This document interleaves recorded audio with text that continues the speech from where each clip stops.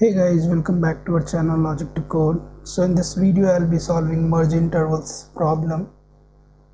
So in this problem you have given some set of intervals like this, and you need to return some set of intervals such that there should not be any overlapping interval in this output interval. So what you have to do is that in the input intervals you need to merge the overlapping intervals. So in this case you can see 1, 3 and 2, 6 are overlapping with each other, so we'll merge these two intervals and we'll substitute 1, 6 in place of these two overlapping intervals, right? So if you merge them, then it would be 1, 3, 2, 6, so it will become 1, 6, right? So 8, 10 is not overlapping with 1, 6, so we'll keep as it is, and 15, 18 is not overlapping with 8, 10, so we'll keep as it is, right? So at the end we need to return this set of intervals. So here you can see we have two intervals, 1, 4, 4, 5. So if you merge these two intervals, we have only one interval, so which is 1, 5, right?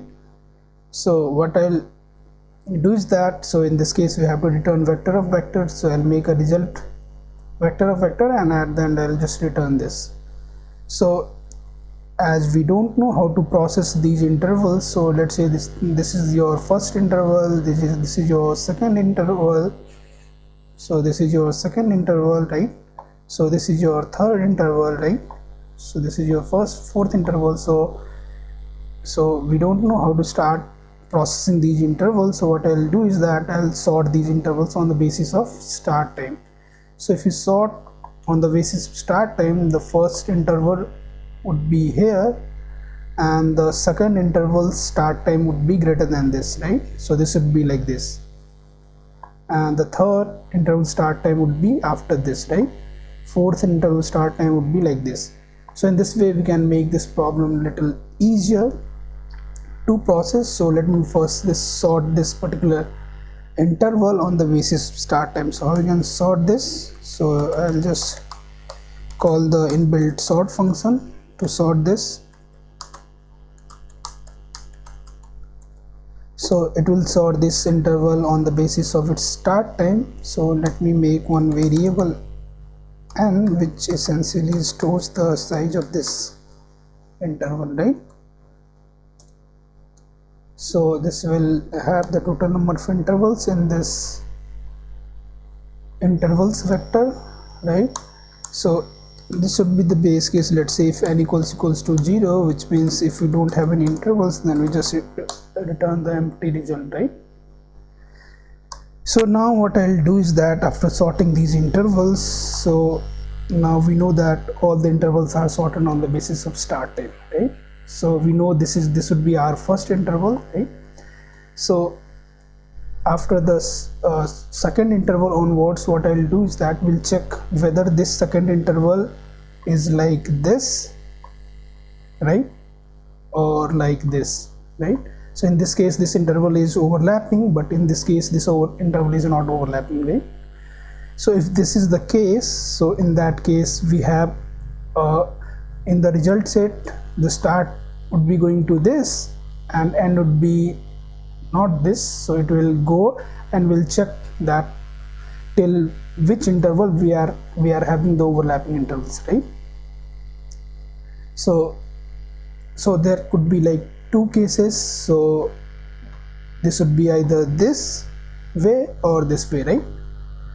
So let's say we know that the first interval that we are going to insert in our result, whose start is going to be this, right? The start is fixed, right? We know that the second interval start would be after this point, right? So start is this, but end cannot be this. Let's say this is the second interval, right? And this is the third interval. So we know that the first interval that we are going to pushing in the result is from here to here, right? From this start to this end, right?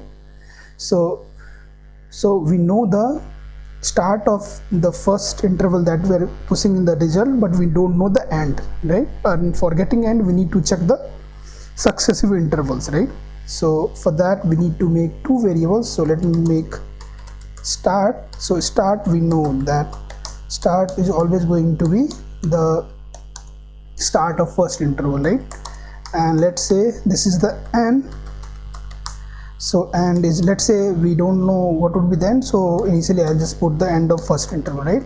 But we need to check that whether we are able to extend this end or not. So what I'll do is that if for I equals to 1 to n, we'll be checking, right? So there would be two cases. So the first case would be like if intervals of I start, so this is the start of first interval. So the start of first interval is before the end of, before this end, right? Which means that we have merging intervals, right? Merging intervals. Else we know that these two intervals are not merging, right? So if these two intervals are not merging, then we'll just push back some start and some end, right? So we know, we just will see the what would be the end of that, right? So now if the two intervals are merging with each other, then what we need to do, actually we don't need to do anything, we just move to the next interval. But there could be one case here. Let's say this is the first interval we have, let's say this is the first interval, right? So the second interval can be like this, right? You can see here that the end of second interval is before the end of first interval, right? So by sorting on the basis of start time, we are ensuring that the start of second interval would be greater than the start of first interval, but we are not having any condition on the end point, right? So let's say if these two are the first and second interval, and let's say this is the third interval, right? So for the third interval we will check end with the previous interval, right? So if we check with this, we see that these two are not overlapping, right? But the condition is that we don't need to check with the end of the previous interval, we need to check the end of the global previous intervals, right? So what I mean by global is that, let's say previous to this interval there are two intervals, right? And whichever interval has the greatest end, right? So here the greatest end is this, right? So we'll update the greatest end to this and we'll compare with this end, right? So what I'll do is that I'll just update end. So end would be max of end comma intervals of I1, right? So this would be our global end, right? So if the intervals are not overlapping now, then we'll just get a interval that, so what it means is that, let's say this is the first interval, this is the second interval, this is the third interval, and now this is the fourth interval. So these three intervals are overlapping. So here we'll come to the else condition. So we'll just add this one interval with this having start and this having end into the result, and from here onwards we have some different interval, right? So here we need to update our start. So start would be intervals of I0, right? And end would be intervals of I1, right? So similarly, once we are starting from the start, we have this start and end. Once we have two non-overlapping, then start and end will be updated to this particular interval that we are currently at, right? So, and once we come out of this for loop, we just need to push back this start and end, right?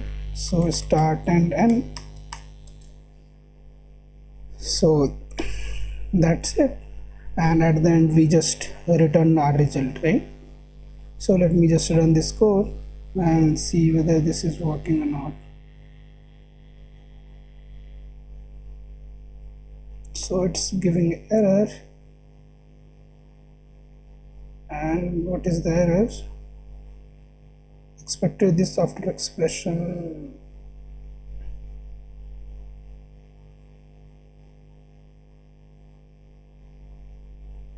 talking about this expression. So okay, so I'll be just pushing back like this, so I just forward this.